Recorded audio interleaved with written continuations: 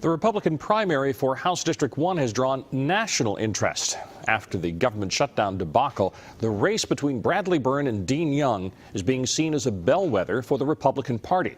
Today, Fox 10 News reporter Matt Byrne spoke with both candidates and a political expert about the impact of tomorrow's vote. The Republican primary for House District 1 is making national waves. On one side, you have Bradley Byrne, a former state senator and college chancellor. On the other side, Dean Young, an Orange Beach businessman.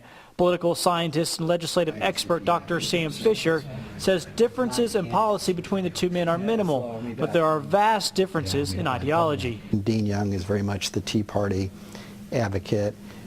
Bradley Byrne is more of what people would say mainstream or traditional Republican. Those differences are showing up in the war chest. Dr. Fisher says Byrne has taken in a lot more outside money, with business groups wary of Tea Party candidates. One of the issues that's going to come up is the budget again, the possibility of another government shutdown, which has scared a lot of people, and so you've seen business groups come in putting money into Byrne's campaign.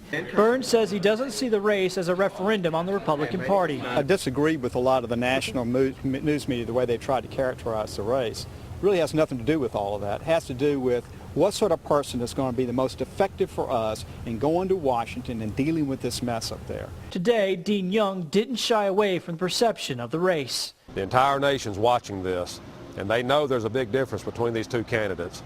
And tomorrow, there's going to be a message sent around this country. One thing that is almost a given for tomorrow's vote, a low turnout. The estimate is around 10% for this runoff, meaning a relatively small number of people will make this choice. Whoever has the most dedicated supporters, even if they don't have the majority, will ultimately win. In Mobile, Matt Byrne, Fox 10 News.